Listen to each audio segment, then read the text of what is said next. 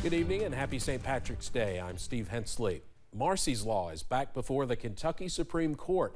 The measure that's been passed by Kentucky voters twice was back for another challenge this morning. Jim Stratman was in the courtroom for oral arguments. Both sides had a chance to argue their case before the justices this morning. The prosecution saying that Marcys Law didn't pass the necessary steps to even get on the ballot. The defense is claiming that the prosecution has no case. And if there's not an injury in fact, which there's not here, it's just a generalized grievance, this court's judicial power has not been implicated. And I think the court has to do what it did, which is to remand with directions to dismiss for lack of standing.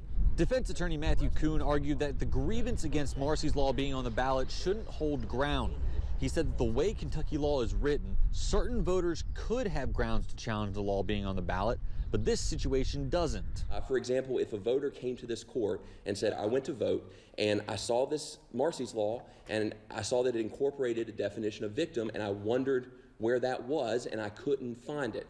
That type of voter we would submit has a particularized injury. Prosecuting attorney David Niehaus said that under Kentucky law, there is a clear set of steps that Marcys Law needed to go through to go onto the ballot, and he argues it did not. This is a special case, and it's nothing more than going down a checklist. This will be the second time that the people have voted for something that did not exist as a matter of law. The justices will deliberate on oral arguments and come to a decision at a later date. Reporting in Frankfort, Jim Stratman, WKYT. A bill to ensure more police officers are in schools continues to move through the state legislature. House Bill 63 enhances what was passed several years ago in the School Safety Act, which planned to put a school resource officer in every school. The version voted on today in the Senate committee sets up a reporting plan from schools to the State School Safety Center in Richmond to address schools who still do not have an officer, and includes an amendment for districts to create their own campus police departments. The bill would allow the latitude that university police departments have, where the officers would have jurisdiction on school buses anywhere in the state, on any property owned or occupied by the school district. The bill now goes on to the full Senate. If passed there, it will have to get approval in the House because an amendment was added. Not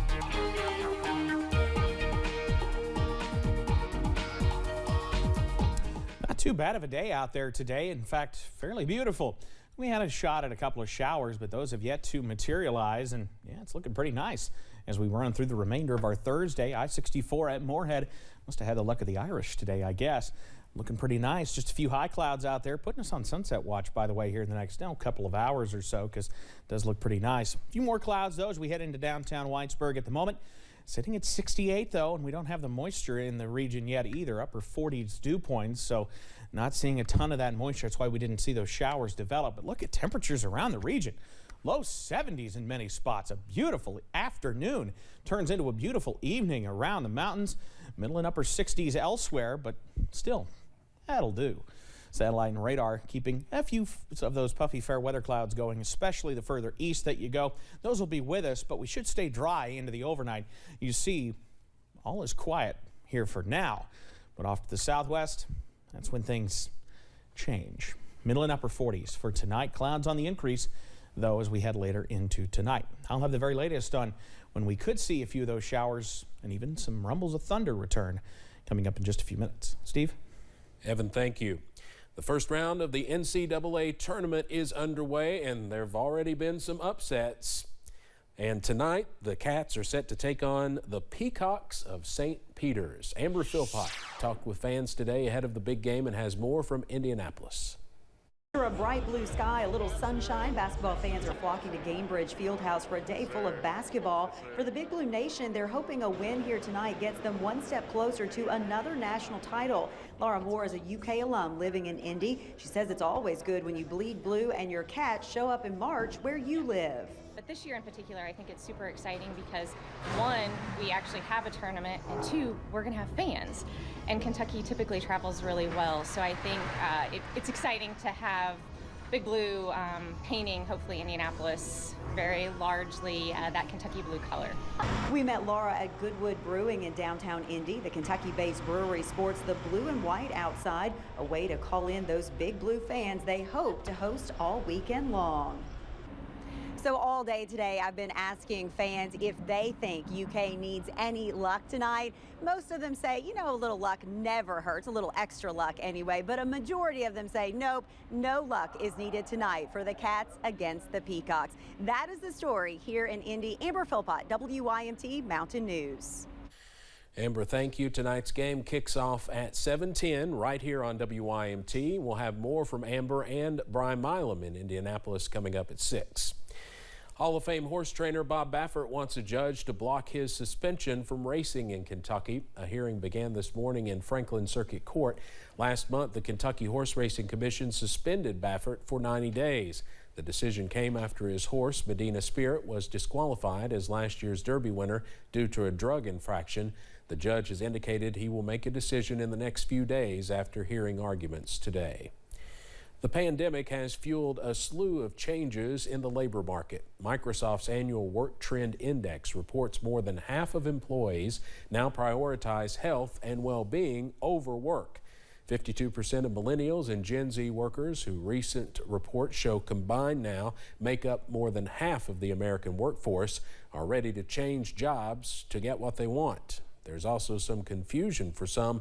38% of hybrid employees say they are unsure of when and why to come into the office. Mortgage rates are above 4% for the first time since May 2019. Rates climbed as the Federal Reserve moved to curb soaring inflation, announcing Wednesday it would raise interest rates for the first time since 2018. Mortgage rates are not directly connected to the federal funds rate, but Freddie Mac says the Fed raising short-term rates and signaling more increases means mortgage rates should continue to go up during the course of the year. Drivers in the greater Chicago area are getting a break at the pumps. Millionaire businessman Willie Wilson handed out $200,000 worth of gas Thursday morning, saying every driver that goes to a participating station could receive $50 in free fuel.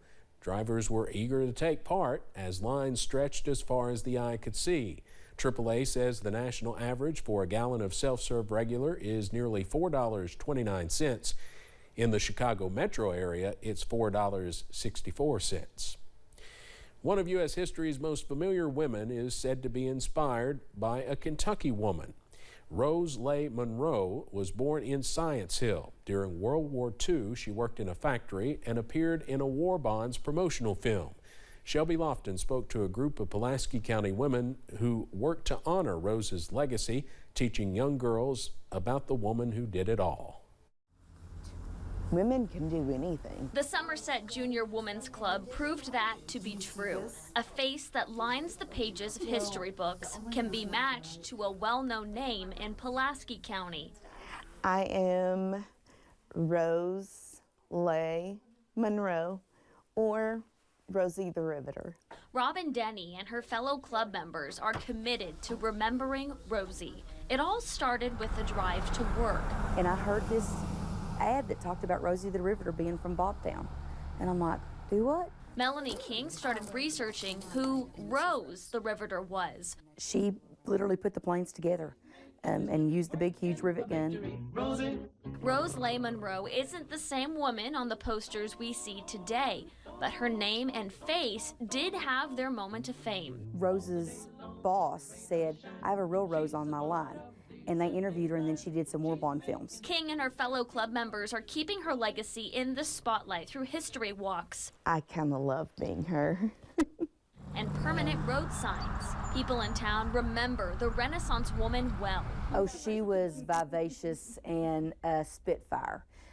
She wanted to fly, wasn't allowed to fly during World War II, so in the 70s, she got her pilot license. Beyond being a riveter, she was a beautician, built homes, and owned a cab company. Rosie was definitely an empowered woman. And hopefully we get our story told enough that the little girls know that she came from this area. An icon lives on. I don't want her to be lost, ever. I want her to stay in our history. In Pulaski County, Shelby Lofton, WKYT. The Somerset Junior Women's Club raised $1,500 to pay for the 2 Pulaski County road signs in Rose Leigh Monroe's name. Coming up on Mountain News at 5:30 on this St. Patrick's Day, no one is ready to celebrate more than the owners of Irish pubs. A look at how they're making up for lost time. And showers, perhaps a rumble of thunder headed our way as we close out the work week. I've got the latest timing and impacts on the way next. WYMT News app offers alerts on breaking stories as they happen. Custom